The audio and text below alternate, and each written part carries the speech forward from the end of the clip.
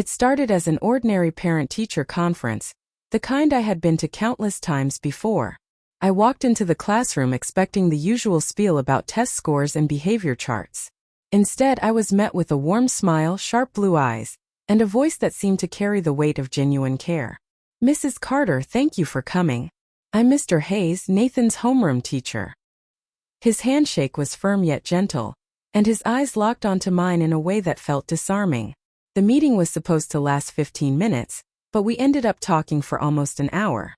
Nathan was doing well academically but struggling socially, and Mr. Hayes had noticed. He spoke with such compassion, describing my son's quiet demeanor and how he often stayed on the edges of the playground during recess. He had already started pairing Nathan with more outgoing classmates and encouraged him to join a lunchtime book club. As we talked, I felt something I hadn't felt in a long time, a sense of being truly seen. My husband, Tom, had grown distant over the years. Our conversations had dwindled to little more than logistics. Who was picking up groceries, who was taking Nathan to soccer practice. But here was a man, a stranger, who not only saw my son's struggles but seemed to understand mine as well. Over the next few weeks, I found myself volunteering for every school activity where Mr. Hayes might be present. Chaperoning field trips, helping with classroom decorations, attending PTA meetings I would have otherwise ignored. Each encounter felt electric, though neither of us crossed any lines, at least not at first. One afternoon, I dropped by the school unexpectedly to drop off a forgotten lunchbox. Mr. Hayes was in the classroom alone grading papers. "You're here early," he said, his smile both surprised and warm. "I thought I'd save Nathan from cafeteria mystery meat," I joked, holding up the lunchbox. He laughed, the sound deep and genuine, and gestured for me to sit down. "You know, I really appreciate how involved you've been. It's clear how much you care about Nathan." We ended up talking for almost an hour again. But this time the conversation drifted away from Nathan. We talked about books, favorite movies, his childhood in a small town, and my dreams of traveling that had been put on hold for years. There was a moment, a long pause when our eyes met, and something unspoken passed between us. I left the classroom that day with my heart racing, telling myself it was nothing. The first time we crossed the line, it was under the guise of necessity. Nathan had been struggling with a science project, and Mr. Hayes offered to meet us at the public library after school to help. Nathan finished early and went to the children's section, leaving Mr. Hayes and me alone at the table. "You're an amazing mom," he said, his voice low and steady. I laughed nervously. "I think you're giving me too much credit." "No," he said, leaning in slightly. "You're incredible. And I don't just mean as a mom." I froze, my pulse pounding in my ears. He looked at me with an intensity that both thrilled and terrified me. For a moment I considered standing up and leaving, but I didn't. Instead, I leaned in too, and before I knew it, his lips were on mine. It was soft and tentative at first, as if testing the waters, but then it deepened, and all the guilt and hesitation melted away. After that, everything changed. We found excuses to see each other. Quick coffee runs, extended conferences about Nathan's progress, even stolen moments in the school parking lot. I told myself it was harmless, that we were just two people finding solace in each other. But deep down I knew it was more than that. Every time I was with him, I felt alive in a way I hadn't in years. He listened to me, made me laugh, made me feel wanted. With Tom, I had become invisible. But with Mr. Hayes, Ethan, I was the center of someone's world again. The first time we spent a night together, it was under the pretense of a school fundraising event. After the event ended, Ethan and I lingered in the empty cafeteria, talking and laughing until the janitor locked up. He suggested we grab a drink, and I didn't hesitate. We ended up at his apartment, a small but cozy space filled with books and personal touches that made it feel warm. One thing led to another, and before I knew it, we were kissing again, this time with no restraint. I should have felt guilty, cripplingly so, but in that moment I didn't. All I felt was the weight of his hands on my waist, the warmth of his breath against my skin, and the sense that I was exactly where I was meant to be. The affair became our secret world, a sanctuary from the monotony and disappointment of everyday life. We texted constantly, careful to delete every message. We met in out-of-the-way coffee shops, took long drives to nowhere, and spent stolen afternoons in his apartment. I told myself it couldn't last, that it wasn't sustainable, but I couldn't bring myself to end it. And then one day, Nathan came home with a drawing he had made in class. It was a picture of our family, me, Tom, and him, standing under a sunny sky. But there was a fourth figure in the corner, a man with glasses and a kind smile. "That's Mr. Hayes," Nathan explained. "He's part of my family too, right?" His words hit me like a punch to the stomach. For the first time, I saw the cracks in the fantasy I had built.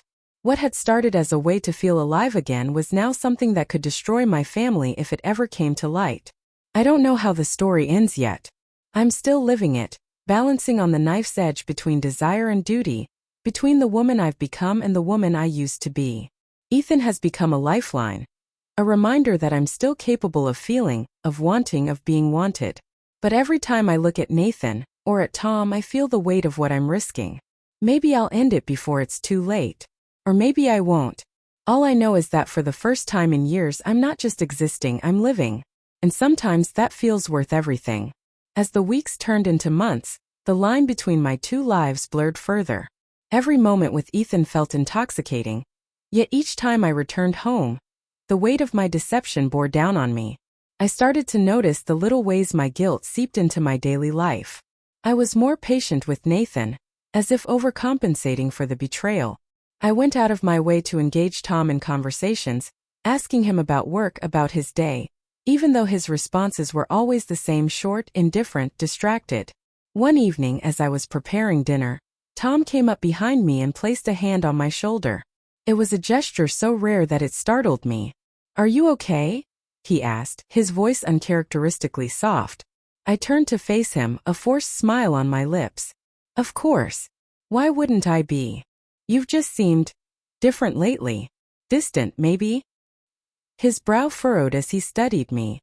"If something's wrong, you can tell me." I wanted to laugh at the irony. Tell him? Tell him what? That I was sneaking around with our son's teacher? That I had found solace in the arms of another man because I felt invisible in my own home? The words caught in my throat, and I shook my head. "I'm fine, Tom. Really. Just tired, I guess." He didn't push further, but the look in his eyes lingered with me long after he had walked away. It was a reminder of the cracks I was creating, not just in my marriage but in the foundation of our family. Ethan, on the other hand, seemed unfazed by the risks. If anything, he became bolder. One evening, he suggested we spend a weekend together, a getaway to a small cabin 2 hours outside of town. The idea was both thrilling and terrifying. The thought of being with him uninterrupted, away from the prying eyes of the world, was almost too tempting to resist. "I don't know if I can," I said, my voice wavering as we sat across from each other in his apartment. "Why not?" he asked, reaching across the table to take my hand. "You deserve this. We deserve this." I hesitated, my mind racing with excuses. "What about Nathan? What if Tom?" "We'll be careful," he interrupted, his thumb tracing small circles on the back of my hand.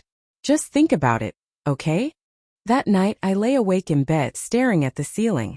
The idea of escaping, even for a short time, was intoxicating. But the logistics were daunting. How would I explain my absence to Tom? To Nathan?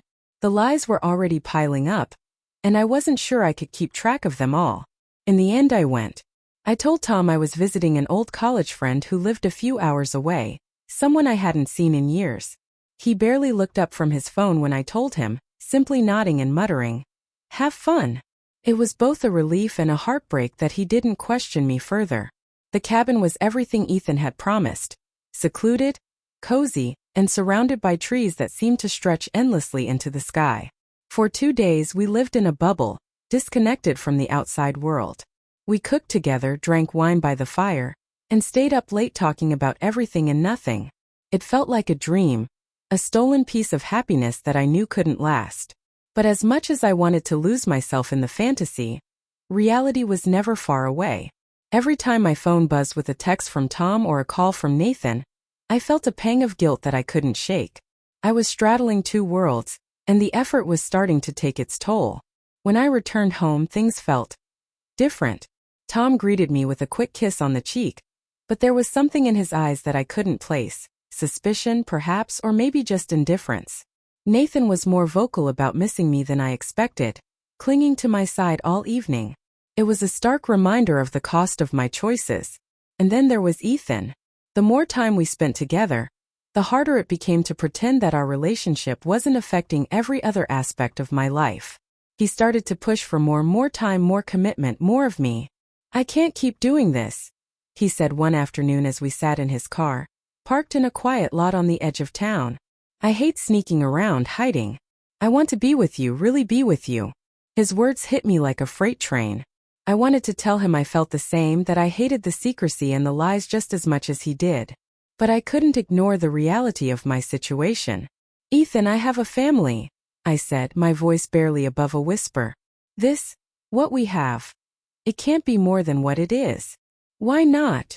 he demanded, his frustration evident. "Are you happy with Tom?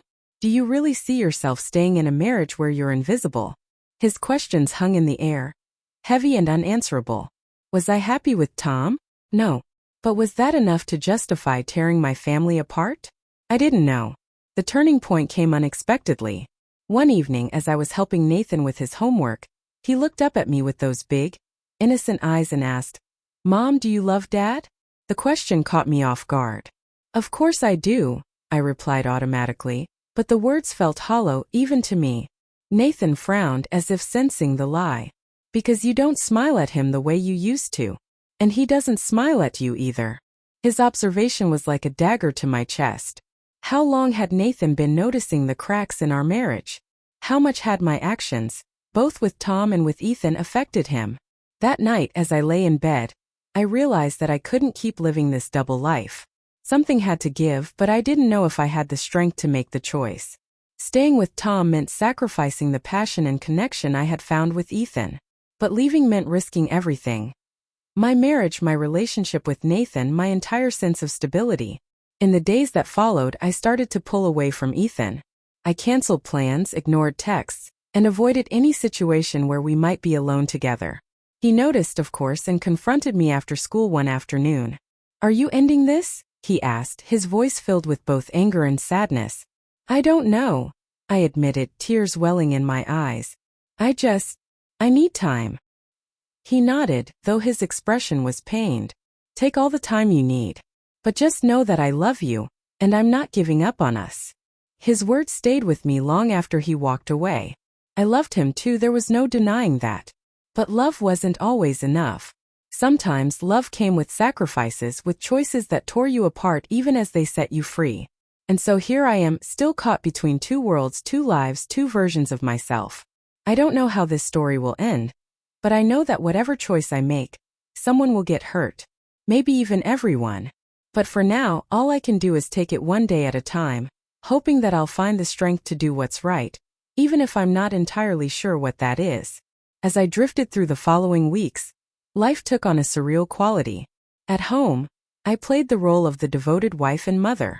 I packed lunches, attended Nathan's soccer games, and listened to Tom's monotonous recounting of his workday. I tried to force myself to see him in the light I once had, to remember the man I fell in love with.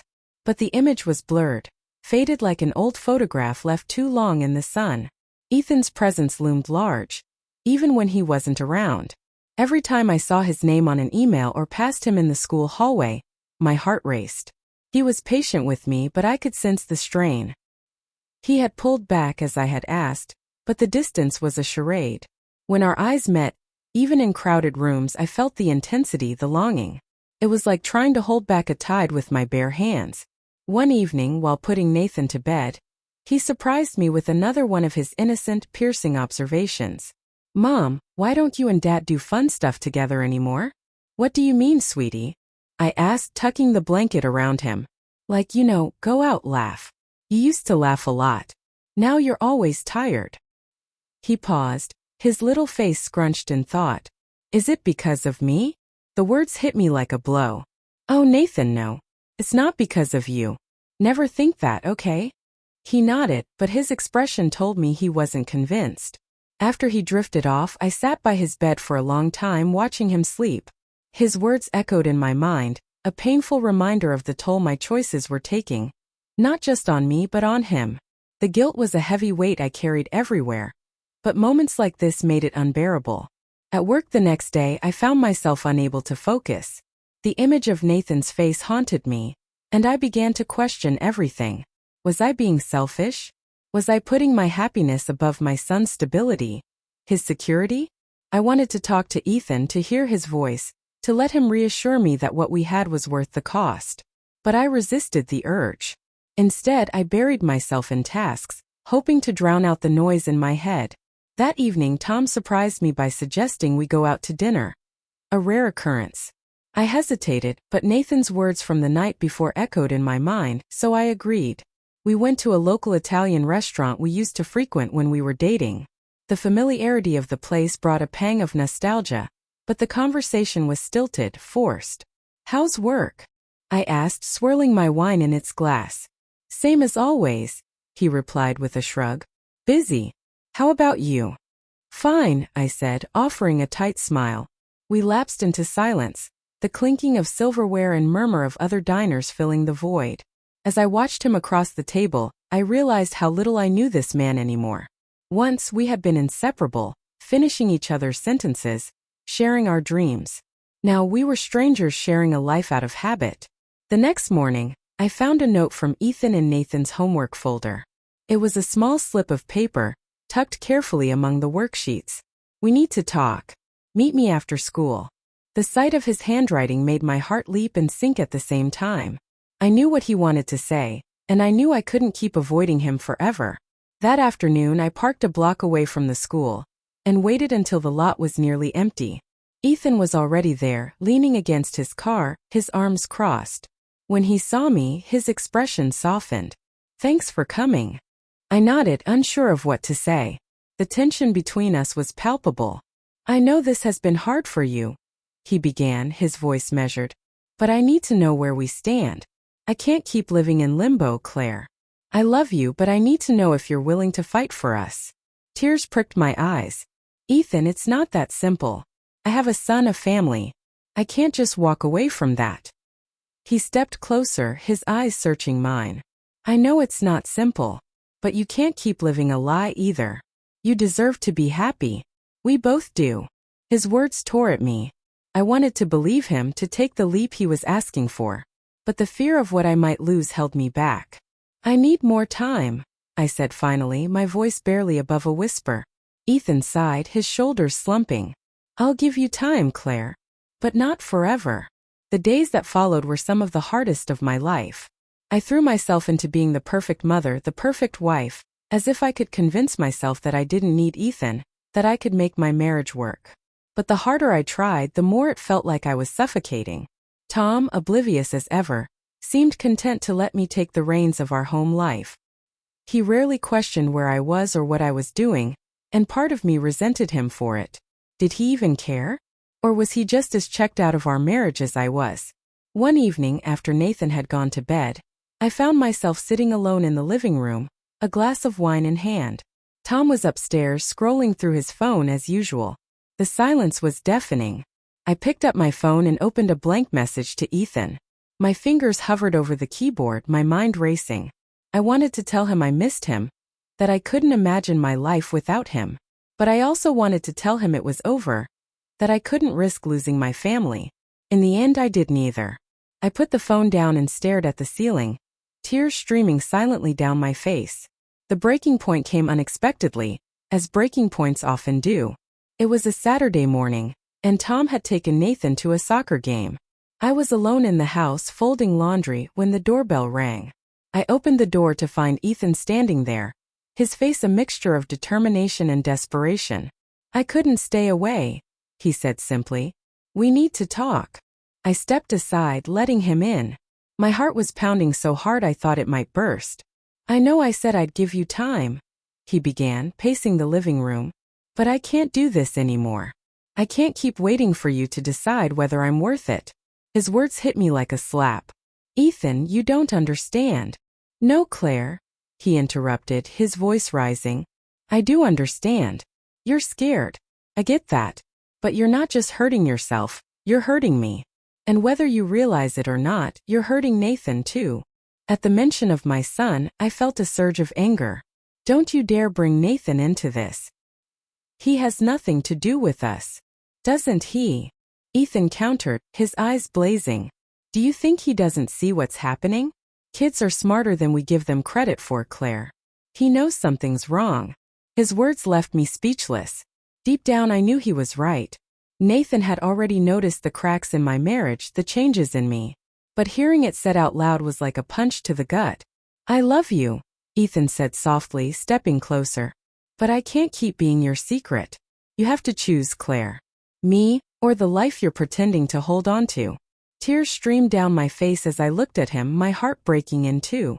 I knew I had to make a choice, but no matter what I decided, someone would get hurt. And I wasn't sure if I could live with the consequences. Ethan's words echoed in my mind long after he left. His ultimatum was clear, and for the first time I truly felt the weight of the decision I had to make. I sat in the living room for hours, staring at the walls, trying to imagine what my life would look like in either scenario. If I stayed with Tom, I would be preserving the family Nathan depended on, but I would also be condemning myself to a life of quiet dissatisfaction. If I chose Ethan, I would be risking everything for the possibility of happiness, a possibility that felt fragile and uncertain. That night, Tom noticed something was off. It was rare for him to pay attention to my moods, but perhaps my silence was louder than I realized. You've been quiet today, he said, sitting down next to me on the couch. Is everything okay? I hesitated, unsure of how to respond.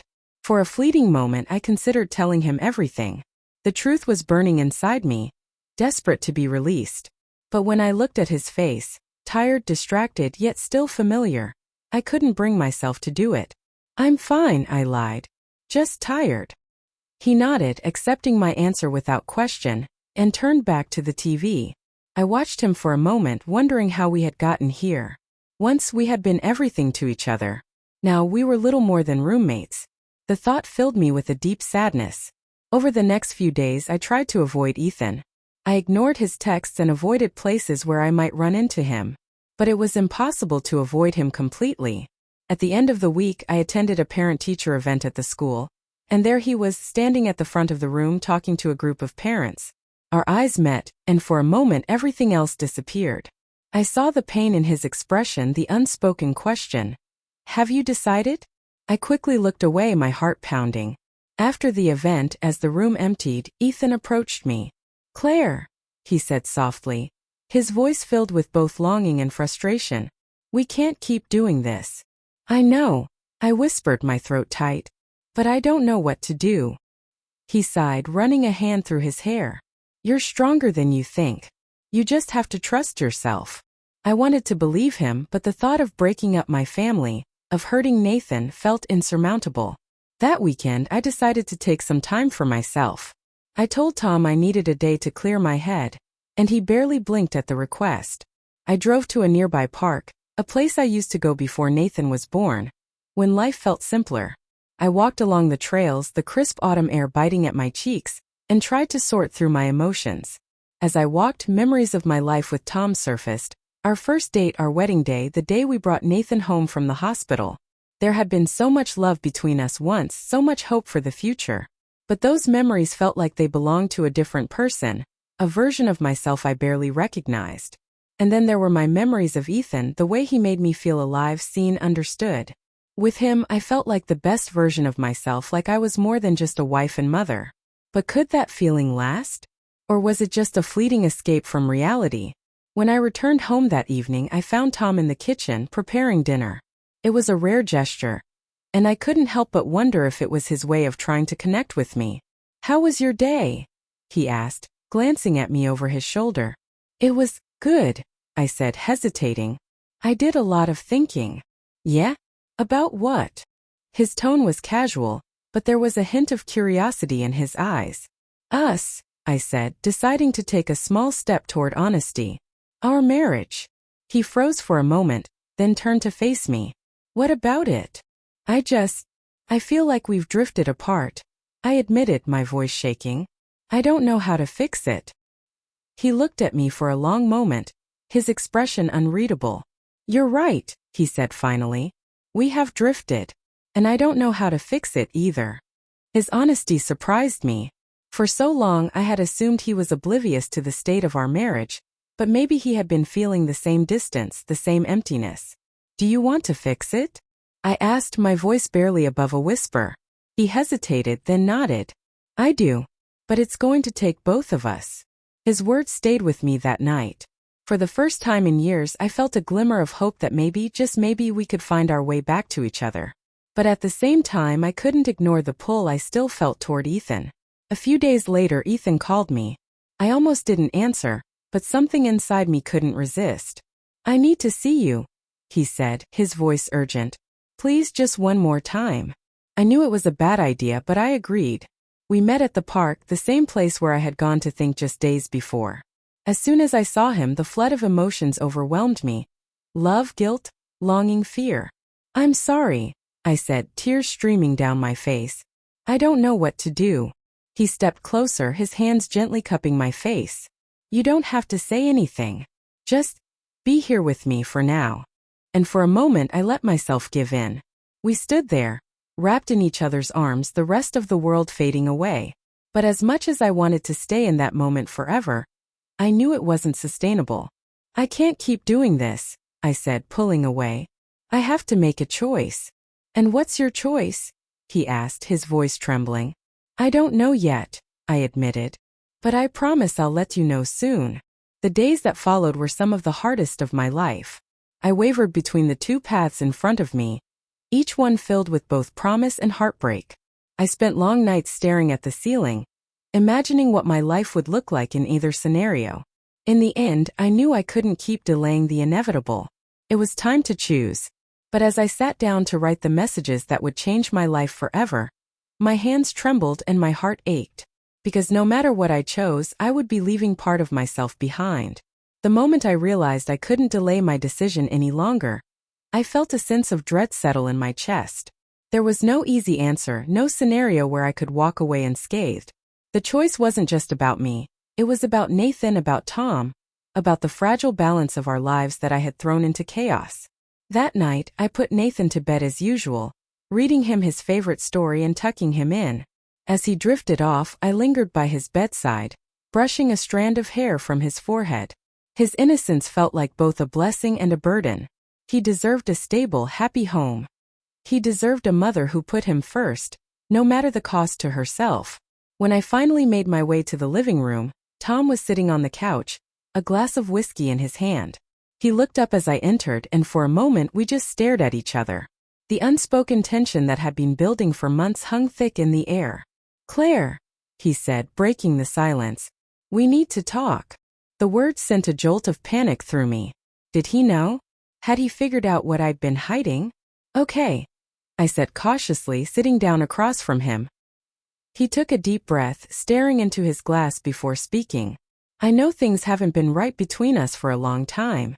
And I think a part of me has been pretending not to notice because it's easier that way." I didn't know what to say, so I stayed silent. "But I can't keep pretending," he continued, his voice heavy with emotion. "I miss us, Claire. I miss the way we used to be. And I want to fix it, but I need to know if you do too." His words were earnest, vulnerable in a way I hadn't seen from him in years. For the first time, I saw the cracks in his armor, the weariness, the doubt, the pain he had been hiding. And in that moment, I realized that as much as I had felt invisible in our marriage, he had likely felt the same. "I don't know if I can fix this," I admitted, my voice trembling. "But I want to try. For Nathan, for us." He nodded, relief flashing in his eyes. That's all I needed to hear. The following days were awkward but tentative steps forward. Tom and I made an effort to reconnect, to have real conversations instead of just coexisting. He started leaving his phone in the other room during dinner, and I began asking about his day in a way that felt genuine, not obligatory. It wasn't perfect, far from it, but it was a start. But even as we tried to rebuild, Ethan remained a constant presence in my mind. I avoided him at all costs, ignoring his texts and steering clear of the school whenever I could. It felt cruel, but I knew I couldn't move forward if I kept clinging to the fantasy of what we could have been. One afternoon, he showed up at my house. I heard the knock on the door while I was folding laundry, and when I opened it to find him standing there, my heart sank. "Ethan," I said, stepping outside and closing the door behind me, "you can't be here." "I needed to see you," he said, his voice tight with emotion. "You've been avoiding me, and I can't stand not knowing where we stand." I looked away, tears stinging my eyes. "I'm trying to fix my marriage," I said quietly. "I owe that to Nathan. To myself." His expression crumpled, and for a moment I thought he might argue, try to convince me to choose him. But instead he nodded, his shoulders slumping in defeat. "I just want you to be happy," he said, his voice barely above a whisper. "Even if it's not with me." Tears streamed down my face as I watched him walk away, his figure growing smaller until he disappeared from view. It felt like a piece of my heart was leaving with him, but I knew it was the right thing to do. In the weeks that followed, I threw myself into rebuilding my marriage. Tom and I started going to therapy, where we unpacked years of resentment and unmet expectations. It wasn't easy. There were moments when I wanted to walk away, when the pain and frustration felt too overwhelming. But for the first time in years, I felt like we were truly trying, like we were both fighting for something worth saving. Nathan seemed to notice the changes too. He smiled more, laughed more, and his drawings started to include just the three of us again. It wasn't a perfect picture, but it was ours, and I was determined to protect it. As for Ethan, I heard through the grapevine that he had taken a job at a private school in another town. The news brought a mix of relief and sorrow. I missed him, more than I cared to admit, but I knew that his departure was for the best. It was a clean break, a chance for both of us to move on. Sometimes late at night I still thought about him. I wondered if he had found someone else, if he was happy, and I wondered if I had made the right choice. But then I would look at Nathan, sleeping soundly in his bed, and remind myself why I had chosen the path I did. Life wasn't perfect, but it was real. And for now that was enough. Months passed, and life settled into a rhythm that felt both new and familiar. Therapy helped Tom and me rebuild the fragile trust between us. It wasn't easy. There were moments when the weight of the past threatened to pull us under. But we kept showing up, choosing to stay, choosing each other. Slowly, the walls we had built over the years began to come down. One evening, as we sat together on the porch watching the sun dip below the horizon, Tom reached over and took my hand. It was a simple gesture, but it carried a depth of meaning that brought tears to my eyes. "You know," he said, his voice low and steady, "I'm not perfect. I've made mistakes too. But I'm glad we didn't give up on this." I squeezed his hand, a lump forming in my throat. "Me too." For the first time in years I felt a flicker of hope. Not just for our marriage but for myself. I wasn't the same woman who had fallen for Ethan, desperate for connection and validation. I was stronger now, more self-aware, more willing to face the cracks in my life instead of running from them. Ethan became a memory, one that lingered in the quiet corners of my mind, but no longer consumed me. I didn't try to erase what we had. It was a part of my story, a part of what had brought me to this point. But it was just that, part of my story, not the whole of it. I heard once in a therapy session that healing isn't about forgetting or pretending something didn't happen. It's about integrating the pain into your life, learning from it, and moving forward. That's what I was doing now. Moving forward. One evening as I tucked Nathan into bed, he reached up and wrapped his small arms around my neck. "I love you, Mom," he said, his voice muffled against my shoulder.